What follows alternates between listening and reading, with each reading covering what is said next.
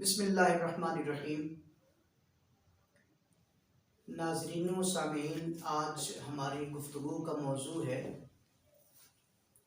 کہ فیصلہ کس طرح سے کیا جانا چاہیے۔ فیصلہ کرنے کے لیے عموماً ہم شش و پنج کا شکار ہوتے ہیں، اور یہ ایک ایسی اہم بات ہے کہ ہر سطح اور ہر درجے کے بندے کو اس سے سابقہ پیش آتا ہے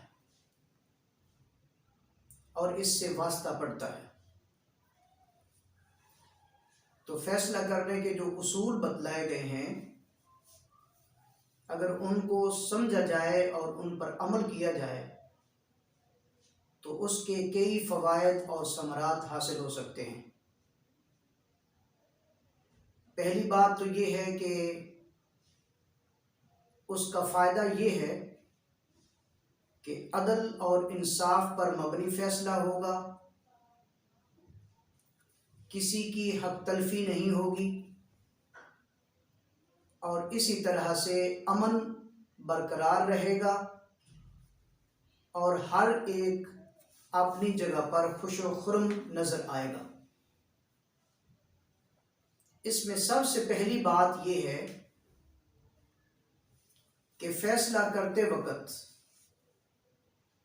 اس بات کا پوری طرح پر خیال رکھا جائے کہ فیصلہ کرنے والا چاہے جج ہو، سربراہ خاندان ہو، یا کسی بھی سطح، کسی بھی عہدے پر بیٹھا ہوا شخص ہو، سب سے پہلی بات جو اسے پیش نظر رکھنی چاہیے وہ یہ ہے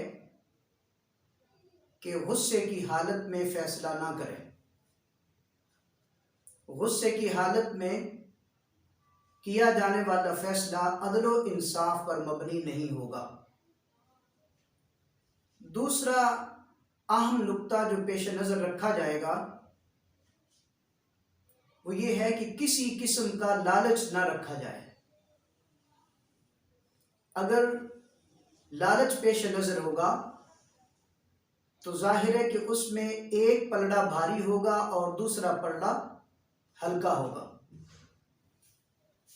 تو جو پلڑا بھاری ہوگا اس میں رشوت اور اس طرح کے کئی عناصر شامل ہوں گے۔ اگر وہ لالچ میں آ کے رشوت لے لیتا ہے تو پھر بھی عدل پر مبنی فیصلہ نہیں ہو سکتا۔ اس لیے ہر طرح کے لالچ کے بغیر فیصلہ کیا جائے تاکہ کسی کی حق تلفی نہ ہو۔ تیسرا بڑا اور اہم اصول یہ ہے کہ فریقین کو سنا جائے۔ ون سائیڈڈ ہو کے کبھی بھی فیصلہ نہیں کرنا چاہیے کہ ایک فریق کو سنیں اور دوسرے فریق کو سنا ہی نہ جائے اور یوں ہی اس بنیاد پر فیصلہ کر دیا جائے تو یہ عدل و انصاف پر مبنی فیصلہ ہرگز نہیں ہوگا۔ ایک سنہری اصول جو شریعت اسلامیہ نے ہمیں بتایا ہے وہ یہ ہے کہ فریقین کو سنا جائے۔ جیسا کہ نبی کریم صلی اللہ علیہ وسلم نے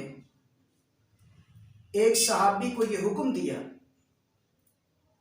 کہ جب بھی تم فیصلہ کرنے لگو تو اسی طرح سے جیسا کہ تم نے پہلے کو سنا ہے دوسرے کو بھی سنو، اس بنیاد پر تم فیصلہ کیا کرو۔ اور اسی طریقے سے چوتھی بات اس ضمن میں یہ ہے کہ اگر فیصلہ کرتے وقت کسی قسم کا کوئی ثبوت نہ ملے لیکن اس کے دعوے، کسی چیز کے دعوے دار دو شخص ہوں، دو پارٹیز ہوں، تو اس بنیاد پر کیسے فیصلہ کیا جائے گا؟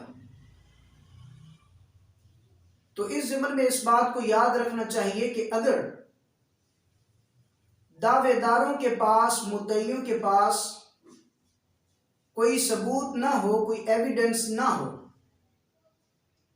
تو اس بنیاد پر اس چیز کو دونوں پارٹیز میں، دو اشخاص کے درمیان برابر برابر تقسیم کیا جائے گا۔ اگر وہ چیز ڈیوائیڈیبل ہے تو اسے آدھا آدھا کر کے ان دونوں کے حوالے کیا جائے گا۔ اگر وہ ڈیوائیڈیبل نہیں ہے تو مارکیٹ ویلیو دیکھی جائے گی، اور مارکیٹ ویلیو کی جو رقم ہے اس رقم کو، اس پیسے کو ان دونوں کے درمیان تقسیم کیا جائے گا۔ جیسا کہ نبی کریم صلی اللہ علیہ وسلم کے پاس دو شخص آئے اور ان میں سے ہر ایک یہ دعویٰ کر رہا تھا کہ یہ اونٹ میرا ہے۔ آپ صلی اللہ علیہ وسلم نے ان دونوں سے پوچھا کہ کیا تمہارے پاس ثبوت ہے؟ تو دونوں نے ہی جواب میں عرض کیا کہ اے اللہ کے رسول، ہمارے پاس ثبوت نہیں۔ تو آپ صلی اللہ علیہ وسلم نے اس کی جو قیمت ہے اونٹ کی، وہ ان دونوں کے درمیان تقسیم کر دی۔ اور پانچویں اہم بات یہ ہے کہ جہاں گواہی کی ضرورت پیش آئے تو وہاں گواہی طلب کی جائے، اور اس گواہی کی بنیاد پر بھی فیصلہ کیا جا سکتا ہے۔ جیسا کہ اس کی ضرورت عدالتوں میں پیش آتی ہے، یا گھر کے معاملات میں بھی کئی دفعہ اس کی ضرورت پیش آتی ہے، تو گواہی کی بنیاد پر فیصلہ کیا جا سکتا ہے۔ اس میں شرط یہ ہے کہ جو گواہی دینے والا شخص ہے اس کو دیکھا جائے کہ وہ کس حد تک قابل اعتبار اور ثقہ آدمی ہے۔ اگر وہ معتبر شخص ہے تو پھر اس کی گواہی کو قبول کیا جائے گا، لیکن اگر وہ معتبر شخص نہیں ہے تو پھر اس کی گواہی کو سرے سے قبول ہی نہیں کیا جائے گا۔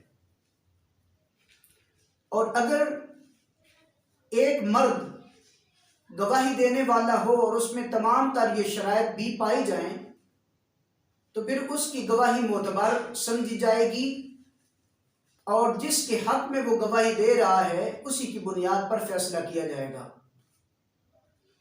لیکن اگر ایک گواہ نہ ہو اور اس کے بدلے میں دو عورتیں موجود ہوں اور دونوں ہی ثقہ ہوں تو ان دونوں عورتوں کی گواہی قبول کی جائے گی۔ اس میں گواہی دینے والوں کو اس بات کا پورا خیال رکھنا چاہیے کہ وہ حق پر مبنی، سچائی پر مبنی گواہی دیں، جھوٹی گواہی ہرگز نہ دیں۔ ان تمام باتوں کو پیش نظر رکھ کر چھوٹا فیصلہ ہو، درمیانے درجے کا ہو یا بڑے درجے کا فیصلہ کرنا مقصود ہو، سربراہ خاندان کو فیصلہ کرنا مقصود ہو، کورٹ میں بیٹھے ہوئے کسی جج کو فیصلہ کرنا مقصود ہو، یا لوکل گورنمنٹ کے تحت پنچایتوں اور کونسلوں کے اندر فیصلہ کرنا مقصود ہو، تو انہی سنہری اصول کو پیش نظر رکھا جائے گا جس کی تعلیم ہمیں رسول اللہ صلی اللہ علیہ وسلم نے دی ہے۔